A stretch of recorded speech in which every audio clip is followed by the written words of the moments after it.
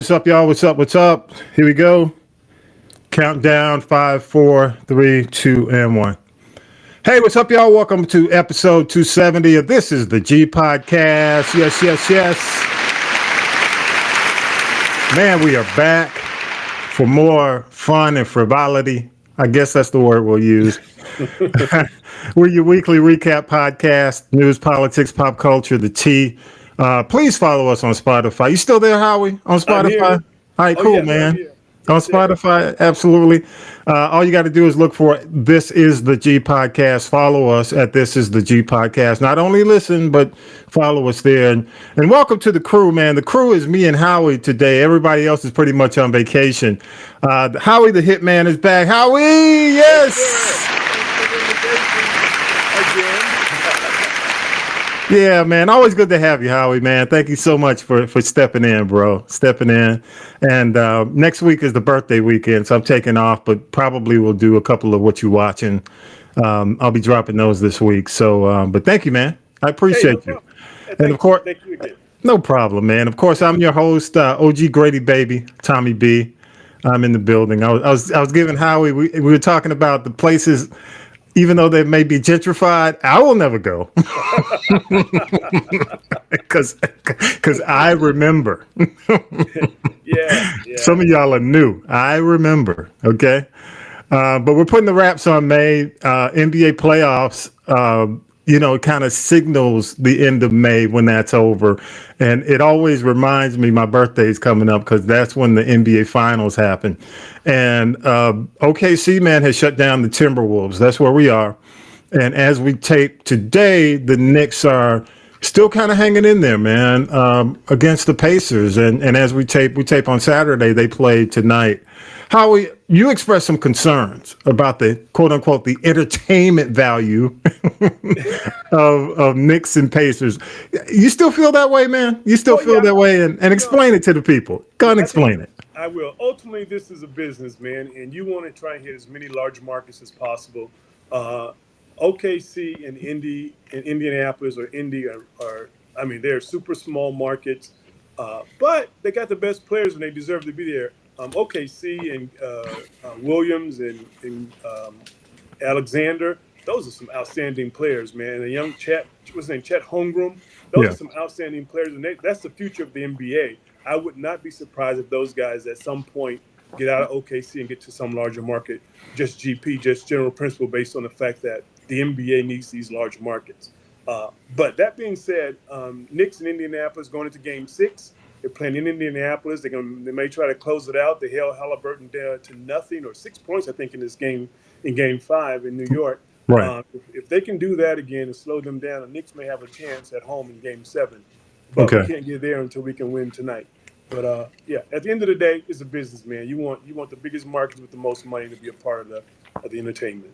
Man, I got to do the counterpoint, man, because here's my thing. If it's a business and you're accepting these markets into the league, then don't accept them into the league if you aren't going to allow them or expect them to win. You understand what I'm saying? Yes. And my whole point, that's why there's so much conspiracy around things like, for example, the Luka trade. When Luka sent Dallas sent Luka to LA. A lot of folks were upset because they felt that the league is propping up the bigger markets. They don't want the Lakers to fall. Okay. A lot of folks want New York to win because, New York is a huge market. Of course, number 1, number 2 market in LA. But my whole point is, don't even put them in the league if you're not going to at least have expectations of them to win it all. I think OKC has put forth a tremendous effort to build this team, and they built it the right way. Yes. They've gone through the whole superstar thing where you bring in what they've had. Who are the 3 players? They've had, what's his name? Kevin Durant. The beard, what's his name? Who plays Harden, and Westbrook. And Westbrook. So they've had the superstar names, and I want to see this, man, and I hope they win because it gives our team, the Hawks, where we live some hope. You understand what I'm saying? Yes. Unfortunately, I don't think we can win because of ownership, and I think OKC's ownership. I think their organization is just better than the Hawks by far. Unfortunately, and I hate to say this, I don't hate to say it, but I hate to give you Atlanta Hawks fans the revelation. You're not going to win with Wrestler. You're not going to win. No. You're not. And I just want to be blunt about that. You are not going to win a championship with Tony Wrestler as your owner. Stop. Boom. Right. Stop hoping. Yeah, we've had that conversation. I think Tony Wrestler is in for the business side of it, which you can't be mad at him. But I think he's in to make a profit. He's not in to win it, and that's okay. But don't expect anything more than that. Yeah, and I just say full stop. You're not going to win with Tony Wrestler. Yeah. The other thing is, it's kind of like they treat it like the Globetrotters. They treat it like Ringling, was it Barnum and Bailey circus. It is here. They put up the tent. They want you to come. They bring out the celebrities. They bring out the rappers. They keep the concessions at a decent cost rate. Right. They keep the cost of their players at a level where they don't pay luxury taxes. Right. And they squeak out a profit every year. That's pretty much what they do. They're not trying to win a ring. Yeah. Full stop. I just want to say, anybody who has who want to challenge me, feel free, shoot me comments, but proof is in the pudding. And the other thing, and I'm gonna move on from the Hawks, but I hope OKC wins because it says to the league that it's not just a big market statement. Not only small market. Green Bay's been doing it for years. Come on the football side. They did it for years.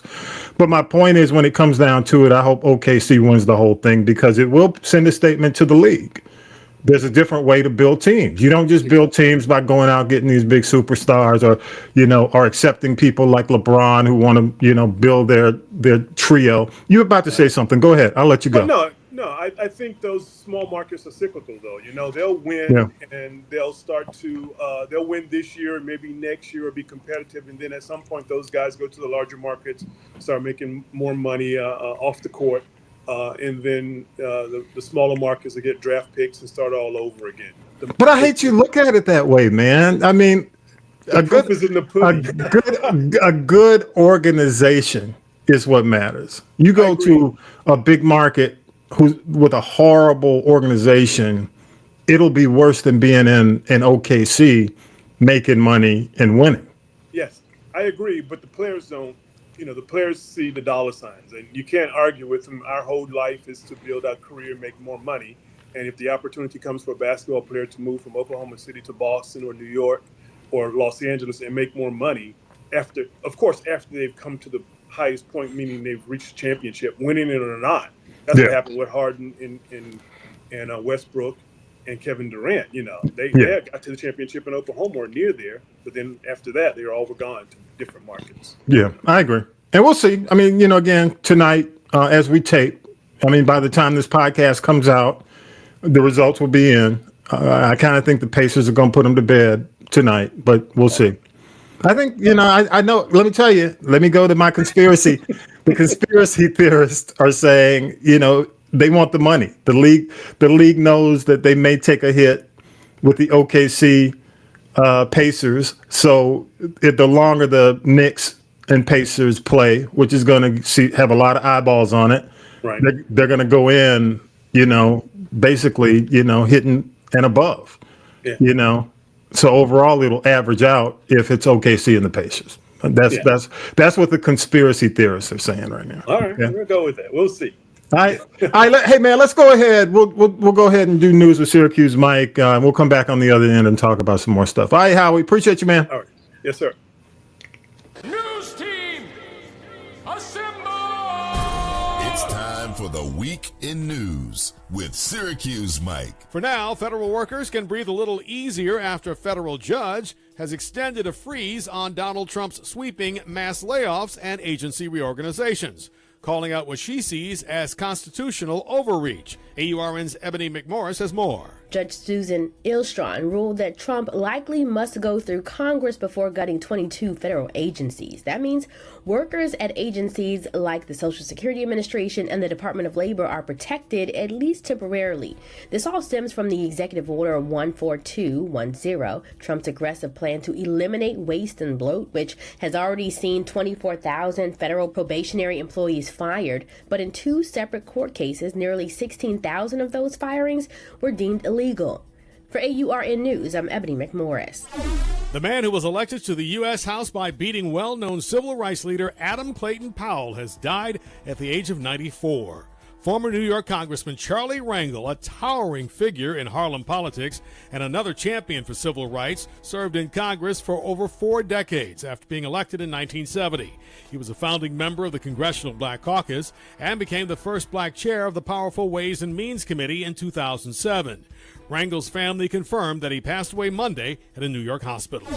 In a surprise move, U.S. Health Secretary Robert F. Kennedy Jr. announced the CDC will no longer recommend COVID-19 booster shots for healthy children and pregnant women. I couldn't be more pleased to announce that as of today, the COVID vaccine for healthy children and healthy pregnant women has been removed from the CDC recommended immunization schedule. The decision, posted on social media, bypasses the CDC's standard process and is drawing sharp criticism from legal and medical experts. They say it's unprecedented for a health secretary to make such a call unilaterally. The CDC still listed the boosters as recommended as of Tuesday morning.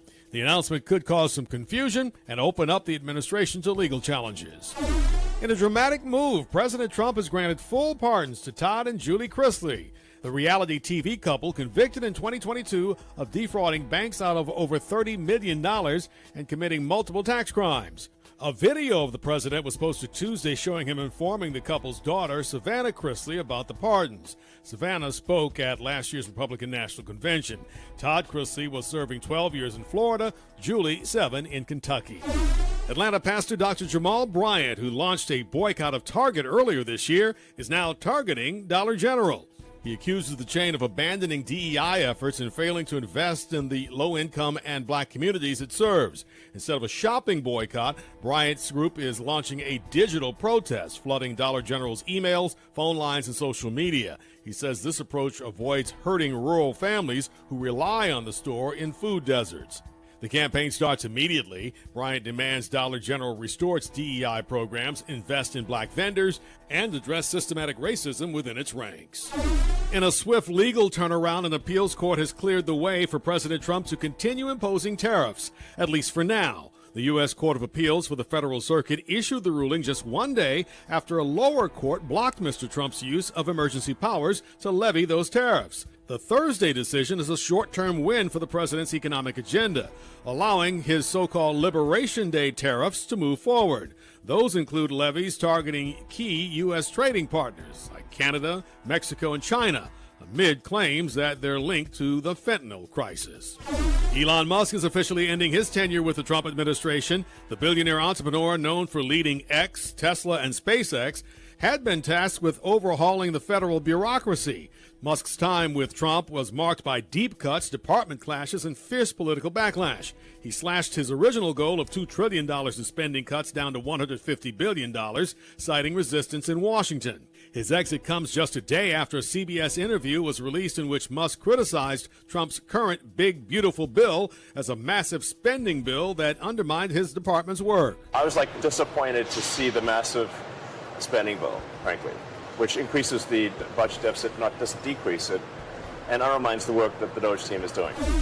In Henry County, the cleanup continues after a tornado ripped through a Locust Grove neighborhood Thursday night, damaging more than a dozen homes and injuring 2 people. The storm hit hardest near Bethlehem Road and Fresh Laurel Lane, where one home was leveled. Among the injured, actor Trey Chaney, known for the HBO series The Wire, and his 18-year-old son, who remains in critical condition. The actor found his phone in the rubble and recorded a video message saying, "Thank God I'm still living. I survived the tornado. My son, he survived.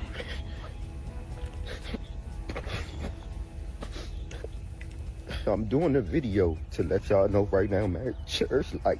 cherish life as much as you can. The video is hard to watch. A shelter is open at Bethlehem Elementary School, and the local Red Cross is assisting displaced residents. Yeah, if you've watched The Wire, his name's Trey Cheney. His son is actually in ICU. I think he may still be in ICU. It's just been a few days, and you know, it hits home for me because you know that's like my area. That's my hood, man. I mean, it's within 10 miles of the crib, and it was an EF2 tornado, southeast Atlanta, and just devastating, man. It threw his son 300 feet. Just kind of give you an idea. And hit some home, you know, it's random. You know, these tornadoes come through, they hit some homes, skip over others, and just, you know, hopefully, you know, he lands on solid ground. Good guy. A lot of folks knew him. As a matter of fact, before this had happened, he was at some event where he had his Wire gear, his shirt on. You know, he's still going out making appearances. So, you know, get back soon, get well soon to his son. Yeah. Hey, I don't know if you had anything to say. I'll leave it at that before I move on. Go. Oh yeah, that's cool. I saw that on television the other day, and I didn't recognize him so much until they mentioned The Wire. And we did some research, and I had a really good room. One of my old roommates was an actor on The Wire. Andre Royo is his name. Yeah. And, so that's kind of picked that up. But I'm glad he's doing well. And yeah, you got to watch out for those hurricanes down South Atlanta. So you know, they come through. Tornadoes that feel like hurricanes. You're right. I'm sorry, yeah. I mean, see, that's a Miami boy. That's the Miami coming out of you. Yeah. That's the Miami. Hey, you know, 47 has a new nickname. We didn't get into it in here. You've heard of Taco. And it stands for Trump always chickens out. And a reporter asked him, had he heard it? And he went off. I started to play the clip, but it says it all. You know, the fact that he was pissed. He's pissed. You know, he's so quick to give everybody else a name, and now they're calling him Taco. And of course, Jimmy Kimmel, the late night shows are having a field day with Taco. So, yeah, look it up. You know, it's all over TikTok. Yeah, but you know what? It's almost fitting because they gave him the name. Financial Times columnist Robert Armstrong gave him the name, meaning Trump always chicken out. And since he's come into office, he's either announced or reversed more than 50 times these tariffs. So 100% he's chickening out on them. But you know, I think it's market manipulation. We can talk about that if you want more. But I'm 100%. I think it's helping him or his friends or the institutional buyers who use the AI to buy stocks. I think just helping them out, you know, and then of course, if where money's involved, he's always at the top of the heap, you know. Yep, I agree. And you've got the pardons, man. Of course, legendary Larry Hoover, who, you know, basically, you know, gangster disciples out of Chicago. Apparently, Kanye West had a lot to do with this. Kanye's still tight with the president, so he's been encouraging him along the way. So now that pardon has gone through. You know, and if you look at, well, of course, the Chrisleys was the big news this week. You know, basically their financial crimes and tax crimes have been pardoned. So they're out and about. That's here locally because they're in the Atlanta area. So if you look at Trump's pardons just from black men, you've got Kodak Black, you've got Lil Wayne, you got rapper NBA Youngboy, which recently, again, this part of his second term. Do you see a pattern with the black men he's pardoning? Absolutely. When it comes to African American men, he's targeting, and I say he, maybe him and the Republican Party are targeting young African American men for their vote. And part of them is the community that they think most African American men tie themselves to, which is the rap community, and that's all it seems to be. Or for lack of a better term, they don't hold me to this, but to the thug community or people, you know, or in that lifestyle. And that's who's targeted. NBA Youngboy, Kodak Black. Then we got this Larry Hoover, 75 years old now, been in that Supermax prison for the last 30 years, and he's pardoning him because that's who they think these young African-American voters tie themselves to, or look up to, I should say. The lifestyle. Yeah. The lifestyle, absolutely. Well, you know, one of the things I think he also sees, or they see, maybe as a party, is the marketing opportunity because eventually when it comes down to their lyrics and some of the things they say, because back in the day, of course, before he went into politics, rappers have always idolized gangsters and millionaires and billionaires. Right. Because now he's talking about the possibility. Somebody asked him about whether or not he pardoned Diddy. And he basically said, Diddy and I used to be close until I went into politics. I'm not sure if he likes me anymore. But one of the things he did say, he said, well, if he's being done wrong, I'll look into it. Okay. But it's just interesting, man, the pattern, because one of the things, and I mentioned this, I did a social media post and I said, well, he ain't partnering no Panthers. No. If you were a political, quote unquote, prisoner, black political prisoner, and you had, a certain slant, some feel like it's a socialist, communist slant to some. Right. He ain't pardoning them, No. So it's an interesting take. I agree with you 100%. That's the goal will be votes. Yes. And it'll be interesting to see whether or not it works for him, but it's an interesting take. Yeah. You got anything else, man? Anything else stand out in the news for you? In the news for me, yeah. Well, I was just thinking, I know we're going to get to Wes Moore, but he has some interesting taken. I'll hold off on that. Okay. And, but as far as the news is concerned, I'm just a little bit taken back about the way the executive office is wielding its power. And I know we've talked about this a little bit. Somewhere, somehow, we as a people, based on the Constitution, need to stand up. And I think it's starting to happen a little bit because a lot of the Republicans who are going to their local communities, the senators and congressmen, are being ripped apart. I think there was a young lady who was in the Midwest the other day who was the latest one out there. And they were talking about Medicaid and taking that away. And her response was, well, all of us are going to die at some point. Yeah, that's the thing, Howie. Here's my concern. Voters, Americans have a short attention span. Yes. It's like a goldfish in some cases. They on to the next thing. And if you don't take advantage of the now, then eventually by midterm, I don't know if they'll remember or react the way that they're reacting in the moment. Right. And one thing I'm seeing, even when it comes down to the Republican Party, MAGA, and Trump, they're already running ads touting, whether it's true or not, the accomplishments. And I've really yet to see any opposition ads. And Right. that's a concern for me because, I think you always got to be selling. It's kind of like what Glenn Ross. Yes. Always be closing. ABC, baby. Always be closing. Right. Because the voter, you can't take for granted that you've got time. I just don't think. And I think that's what we'll talk about Wes Moore at the end, but I think Wes Moore hit it on the head. You need to be closing now. Exactly. You got to care about 2025 as much as you care about running in 2026 or running in 2028. You got to care about now. Exactly right. And to your point, here in Georgia, as soon as Kemp dropped out of the race, what's the guy's name? Oh, Buddy Carter? But the next day. Damn, I can't get away from the ads.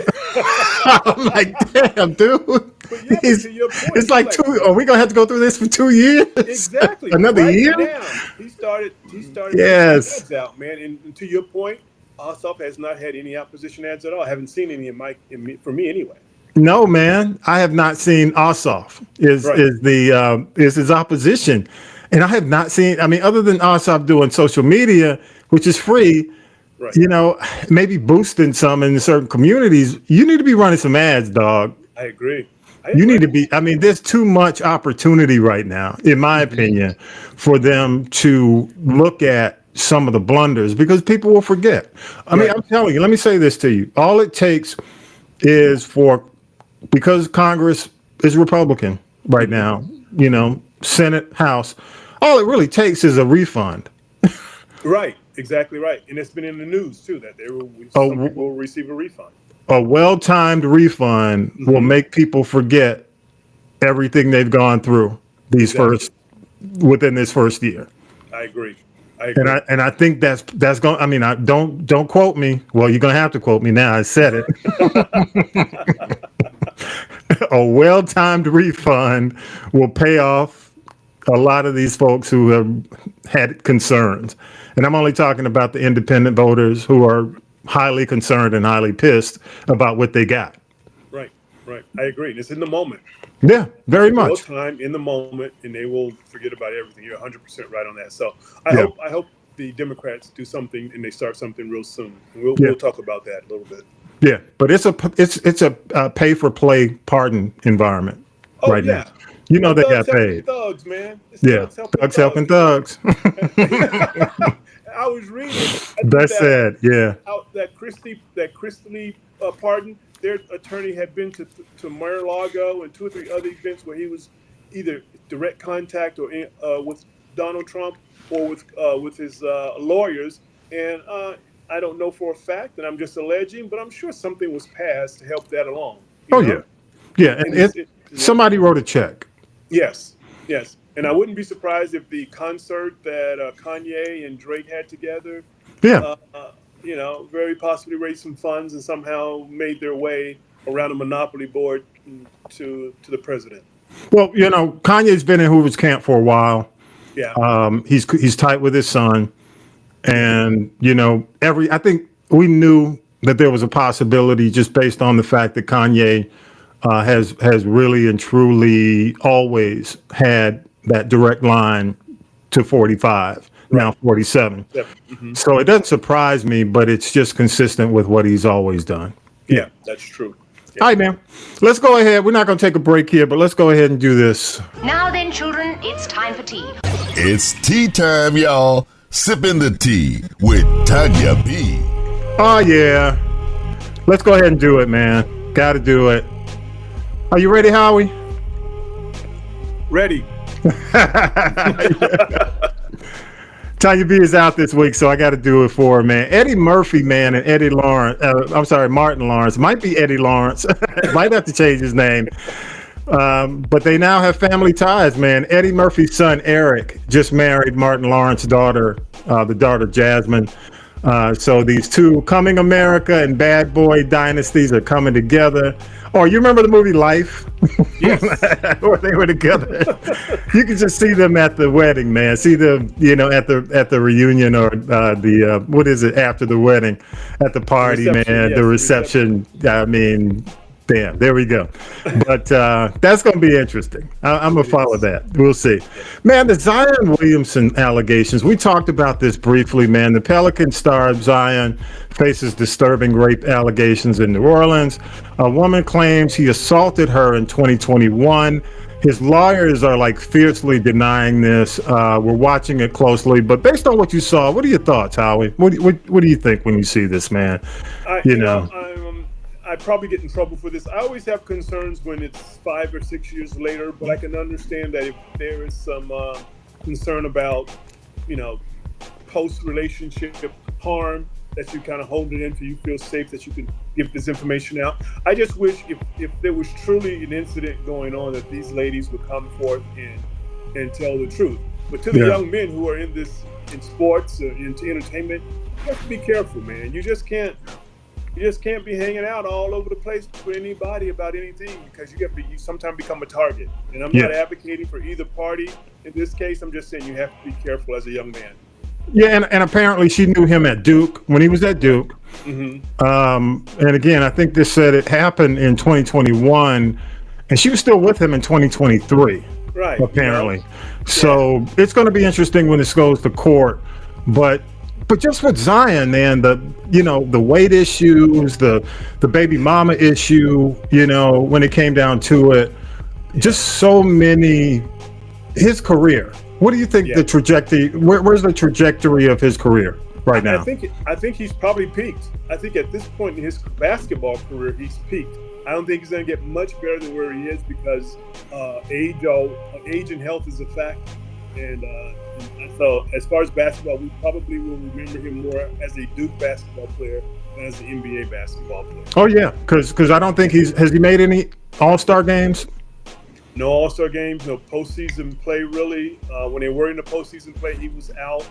Well, of course. I mean, he's not in the All-NBA No MVP conversation, no awards, nothing. no Rookie of the Year, or anything. So I think at some point he's going to be remembered more for Duke than the NBA. But, Yeah.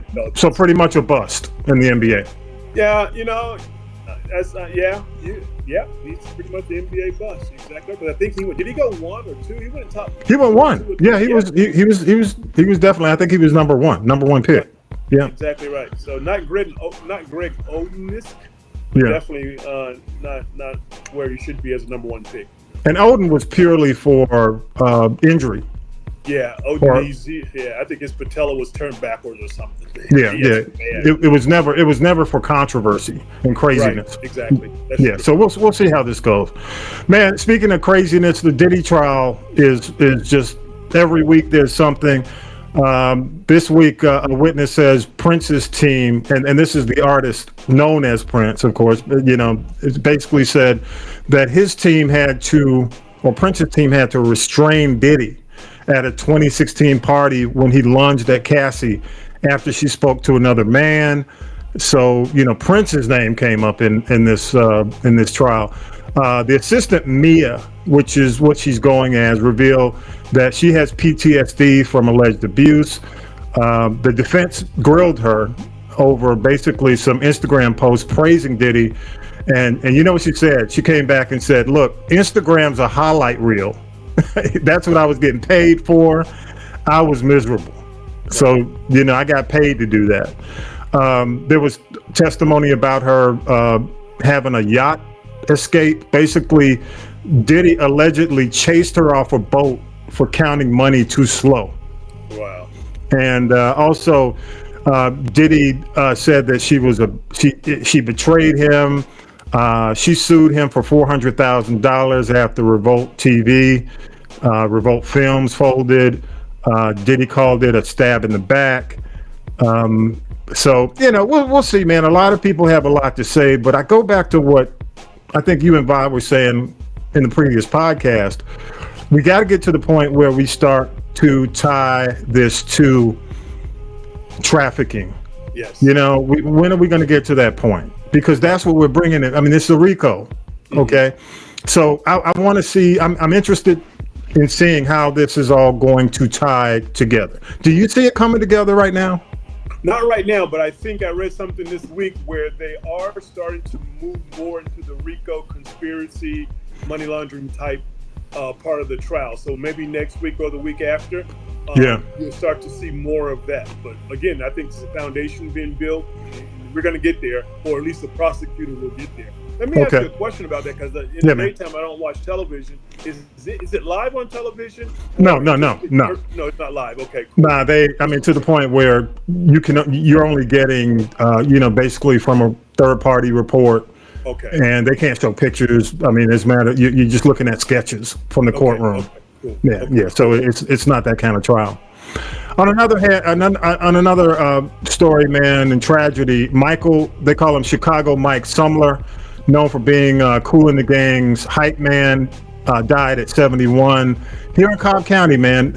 Cobb County, Georgia, in a car crash. He had just done a show with Confunction, and Michael Cooper, is the lead singer for Confunction, gave a tribute. He basically said, we didn't know that Sunday night's Love Train would be his last ride on the Love Train. So Chicago Mike had performed earlier with Confunction. He was known for being and appearing with other bands as well, but he's primarily known for his work with Kool and the Gang. So rest in power to Michael Chicago Mike Sumler at 71. Yeah, and I got to say this, man. The Chi has been renewed, so I got to give it up to the Chi. Yes. A lot of controversy. A lot of controversy going on, but it's been renewed for season 8. Lena Waithe, her Chicago saga is not done yet. A lot of folks felt this might be the final season, but I think what they're going to do, what they typically do, is do 8 and 8. So I think, right now we're in season 7. We're going to get 8 episodes. And then the second part of the year, or after the first part of maybe 2026, we're going to get the next 8, maybe starting in February. This year, we're going to wrap up before the holidays. with 8 episodes, and then come back through the holidays, come back with the rest of the 8. Then I think it's going to come down to whether or not they'll renew number 9. So kudos to the Shy and Lena. Kudos. We'll talk about the controversy another time. I may have to do that on What You Watching. But there's some mess going on, man. It's kind of messy. Congrats, man. Taylor Swift, man. She owns her masters now. So I got to give her kudos. Every artist should do that. I heard the masters were potentially worth $300 million. So congrats to her. And I can't do Tay without doing Bay. Beyonce's Cowboy Carter tour made history in the New York area by performing 5 consecutive shows. Man, good Lord. At MetLife Stadium, East Rutherford, New Jersey. And basically this makes her the artist with the most shows at that venue during a single run. So kudos to her. And I know you probably heard this. Rest in peace to the woman known as Hot Lips. You ever heard of that, her name? Hot Lips Houlihan. That's Hot Lips Houlihan. For brothers of a certain age, we all knew Hot Lips from MASH. Loretta Swit, Emmy-winning actor, died this week at the age of 87. All right, and we don't normally talk about these types of actors, but I got to bring this up. There's an actor named Sydney Sweeney, and she does primarily horror movies. She's partnered with a company called Dr. Squatch. I don't know if you've heard. I think they may do organic type, almost like I don't know if it's like what is it, Trapper Joe's. I don't know if it's like that or not. But Sydney Sweeney has partnered with Dr. Squatch to release a limited edition bar soap, and it's called Sydney's Bathwater Bliss. All right. Now here's the catch. It is infused with her actual bath water. Oh, I'm not sure I'm purchasing that. But you know how we used to say back in the day, "I'll drink your bath water." No. I mean, back in the day. Oh yeah. Back in the day. But man, I loved her in the movie. The one movie I've seen by her is Immaculate. But this is interesting, man. So she has infused her actual bath water for her fans in the soap. So just in time for my birthday, it's going to be available June 6th at drsquatch.com. Good Lord. Can you even imagine? Can you imagine that? That's all I got, man. I mean, but it goes on sale, soon. So you can get yours, Howie. Yeah, okay, I got it. Don't bring it in the house. Yeah, right? Don't bring that up in this house. All right. Hey, man, let's go ahead. Let's take a quick break, and we'll be back, and we'll wrap it with some politics. Here we go.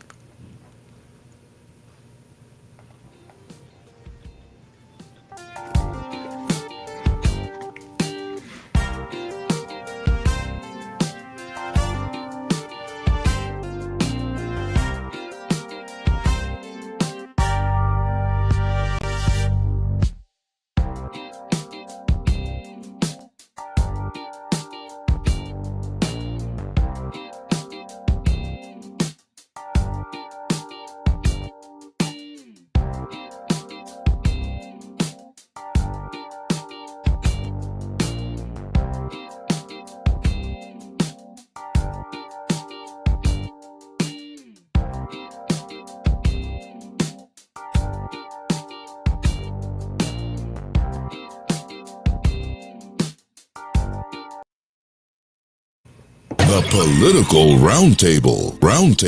Oh, yeah, Howie, Political Roundtable, man. Again, Hitman Howie's in the house with me, man. Thanks again, Howie, for joining me, man. We're taking a break next week, but got to get this in. Maryland Governor Wes Moore was in South Carolina. Clyburn does this fish fry every year. As a matter of fact, he did the fish fry that saved Biden. If you remember when Biden was running back in 2019 during the campaign, and it helped Biden with the endorsement he gave him. So he's been doing this fish fry for a while. And a lot of people feel that the fish fry is an opportunity for, prospective Democrats to make their name. And he said something, man, I thought was pretty impactful. And I'll read it to you. I want to get your thoughts. He said, I want to be clear. We can and we must condemn Donald Trump's reckless actions, but we would also be foolish not to learn from his impatience. Now's the time for us to be impatient too. Let's not just talk about an alternative. Let's not just study an alternative. Let's deliver an alternative. Howie, what are your thoughts, man? He's 100% right. I learned a long time ago that you can learn from a bad manager. In this case, the person we have running our country is a bad leader, but we can learn some things from him. And to Mr. Moore's point, we can learn impatience. Do things right now. These first 100 plus days that the current administration has been in place has wrecked, in my opinion, our country at a rapid pace. And what Mr. Moore is saying is we can do the same thing with the goodness of the things about this country, but we need to do it now, and we need to deliver on those now. And I made that same note that you just said. Let's not study an alternative, let's deliver an alternative. And we need to deliver an alternative to the current situation and the current administration we have in office right now. Yeah, I mean, one of the things I do think the Democratic Party should learn from this is you need your project 2026 and your project 2028. And in so many cases, I mean, we don't really know what the platform, what the solid platform is, until the election cycle starts. And I think in advance, do you think it's to some degree, it's like an assumption? I think so. I think the Democrats have, over the last probably maybe post the Obama administration, has kind of been shooting from the hip. Yeah. We're attempting to tackle the problem as it comes across instead of planning for the problem in advance. And I think being reactive. Exactly. Yeah. 2025 was started right after just prior or during the first 45 administration. They had put it all together. So they had 8 years, 4 years while Trump was in office, 4 years under Biden to get their plan in order, with the understanding that if we get the opportunity, the second term with President Trump, we'll have a plan in place. And that's what the Democrats need to do right now. Yeah. But I think, Wes Moore said what needed to be said. And I'm not sure, again, you and I have had the conversation about whether or not he can be president. Right. But, maybe in terms of some type of leadership opportunity within the party, maybe he should be, the voice of the party, if not the guy. Yeah. Go ahead. I agree. If he's in presidential mode. Just think about him for a minute. He's young, he's charismatic, he's an Army veteran, former investment banker, so he can tie in with those guys. He has immigrant ties with his mom being from Jamaica. He has an appeal with the working class, and he's a Rhodes Scholar a la Clinton. So he has what probably looks like the guy who's in charge, even though he said he's not running. He looks like a guy who can run and make an impact. Yeah, a lot of folks feel like with him being in South Carolina, with him making that type of statement, he actually is. He's just not making. he's not confirming it. Right. We'll see. I'm not gonna jump on that I'm not gonna jump on that bandwagon yet. Right. Especially coming out of what we dealt with, just a few months ago. It's hard to believe. I want to say a few years ago because it feels like he is. Yeah. But I will say, he's making all the right moves. He's saying all the right things. So we'll see how it goes. Okay. The other thing is Elon Musk, man, and Mike did the story about him leaving Doge, and of course 47 is never going to say he's gone. He's like, well, he'll be coming back and forth. No, he won't. and one of the other things is the story that came out in the New York Times about the drug use. Where we're talking about was it ketamine and all the ecstasy, allegedly. It's all alleged. But what do you think his legacy is going to be? Well, about around the drug stuff. The way he came on stage a few times, it may not be too far off with the saw and all that. But I think his legacy overall, this is from both parties and all the people in between the swing voters, because I don't think they're going to enjoy or hold him in high esteem as far as his legacy is concerned. I think they're going to have some really negative things to say about him, because I think somebody knows somebody either directly or indirectly, or it was them directly, that was impacted by the way he came into the federal government and made the cuts. And we talked about this coming in with a scalpel or a machete, and he came in with a machete. And I don't think people like that. I think people want change, but I don't think they want it at the way it was done under Doge and Elon Musk and his friends. Yeah, I agree. And then you look at the fact that he basically had to lower his estimate from trillions down to billions. And there are even questions about whether or not he even cut billions. Oh, well, they got that new math going on over there. Yeah. It went from 2 trillion to 1.5 billion. And I don't think he got anywhere near that, in my opinion. But they took the numbers down off the site because the numbers weren't all correct when they started fact checking. Yeah. Oh, yeah. Yeah. A lot of the numbers have not been fact checked because in a lot of cases he hasn't really given access. So we'll see. I mean, I mean, honestly, I agree with you 100%. I think the only people who are, I guess, attempting to rewrite this troubled narrative are the people who are part of MAGA and the administration. They just want to do kind of the revisionist history already about what he's accomplished and what he's done. And quite frankly, I don't even think, when you look at Tesla and the harm his involvement has done, what it's done to Tesla as a company, in addition to SpaceX. I mean, I don't know if you've been following the news over the last, couple of weeks. SpaceX, I mean, the crashes, test crashes, the number of mistakes they've had. And I think this has to play to a certain extent. If you're the U.S. government and you're talking about waste, why would you go with a company that can't get the test runs correct? Right. Can't get off the ground. I agree 100% with you. And I think that's not, because if you got to use manned, eventually when you go to the manned, space trials, I wouldn't do it. I wouldn't want anybody to invest in that. But go ahead. Right.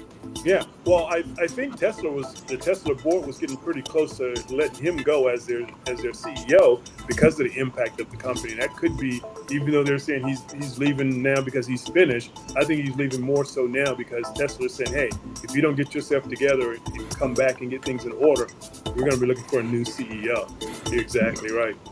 But it's interesting. It's interesting because, Elon's always kind of been this unstable dude, even going back to his relationships and some of the quote unquote tea that he's been involved with some of the rappers, the female rappers and some of the baby mamas and things like that.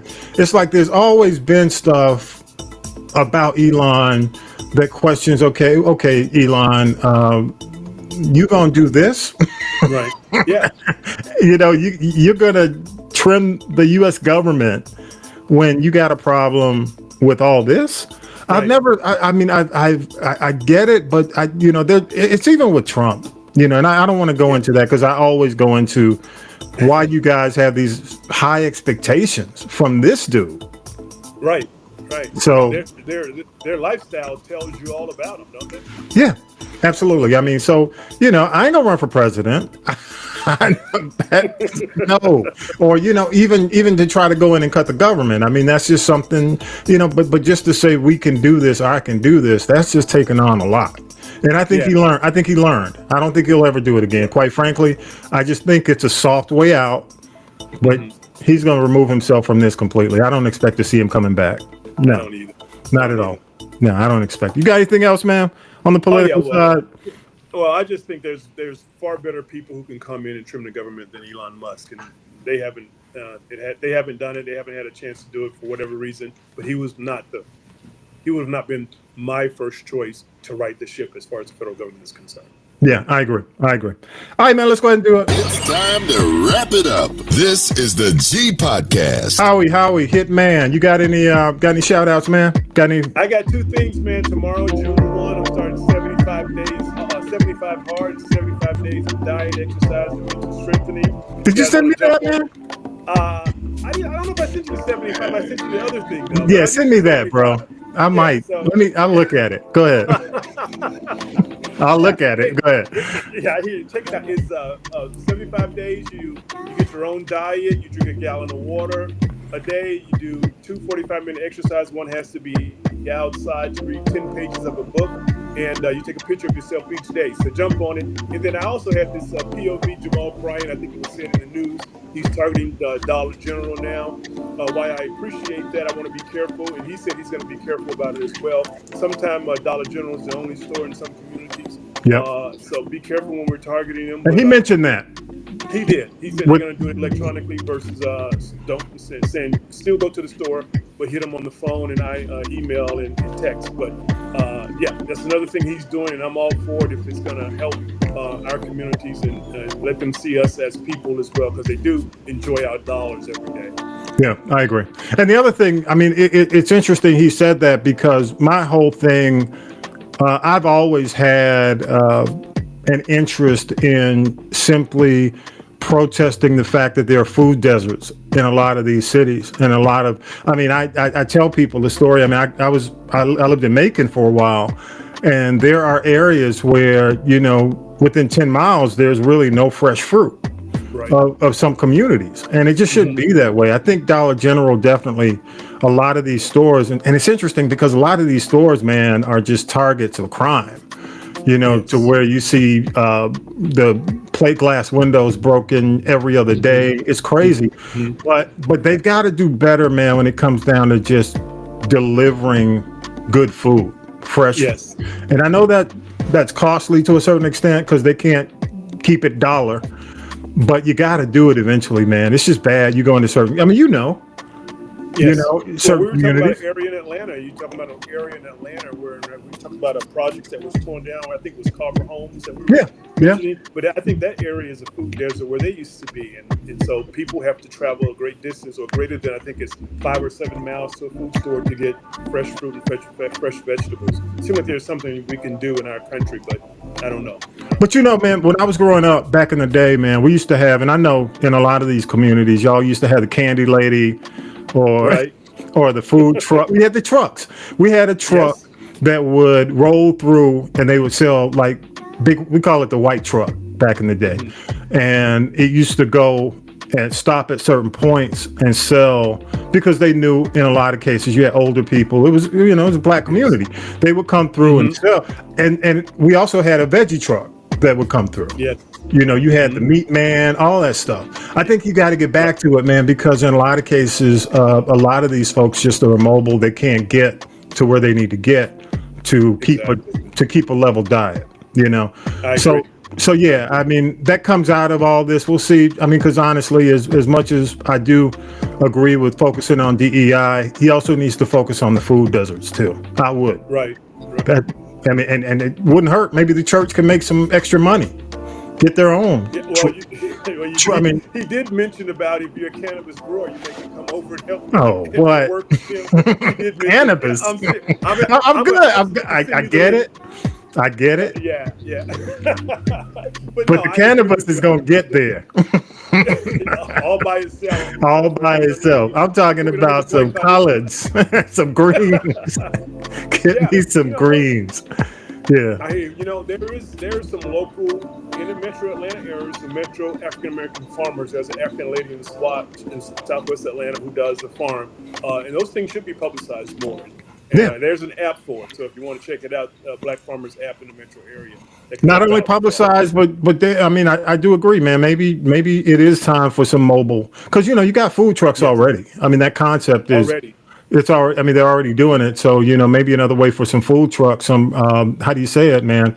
Some entrepreneurial, food trucks who aren't doing it every single day, only on the weekends to break out and provide some services to some of these communities. Yeah. Hey man, I love you. Yeah, I agree. Love your thoughts. Scan the QR code on our logo, social media, man. Our links are there. You can also leave a message on the People poll if you see the QR code. Definitely, if you're watching the podcast, QR code's on the screen. Leave us a voice message. And don't forget, y'all, we need Spotify followers. Again, something's coming up real soon. It's probably looking at August. And definitely one of the other positive sides outside of potentially winning something and being part of the show, you can also comment on every episode. You can go on and leave comments. Howie, you've done it pretty consistently. We're going to do polls occasionally, and I think there's one poll that's on the last two podcasts. I think they may already be up, but I mean, when I say up, over. But on all the current podcasts, you'll be able to go on and participate in the poll as well. And don't forget, you can still support the podcast. What You Watching is also available on Spotify. Just look up What You Watching Tommy B, and you can follow there and leave comments on me talking about Sinners, the movie. And that was the movie I think you mentioned before. You hadn't seen it yet. Have you seen it yet? Sinners? Haven't seen it yet. I'm waiting for it to come on television. Yeah, or not television, but some streaming service. Interesting story, man. I was watching CNN, and Sinners is basically based, in the movie on this city in Mississippi, right? And it's a real city in Mississippi. And the interesting thing is that city does not have any movie theaters. So a guy there in the city that Sinners is basically mentioned throughout the movie. He basically petitioned Ryan, the director of the movie, Coogler, to come to the city. And Ryan did. As a matter of fact, as we tape, he finally, I think it was as we taped this week, they did multiple screenings the week of and gave the residents of Clarksville the opportunity. I think it's Clarksville, Mississippi, or whatever, Clark something. Gave them the opportunity to see it in their town. And he was there. He answered questions. He did the whole thing. So kudos to Ryan Coogler. Good move, man. Positive move. Majority black city. They definitely were thankful, and they came out in droves. Even people were driving in from other cities to see it because they wanted to have the experience of watching the movie and hearing the name of the city mentioned throughout the movie. So it was a good thing. Good thing. All right, y'all. Appreciate you, Howie, man. Again, thank you so much, bro. I gotta, always gotta give you your applause, man. Yeah. I appreciate it.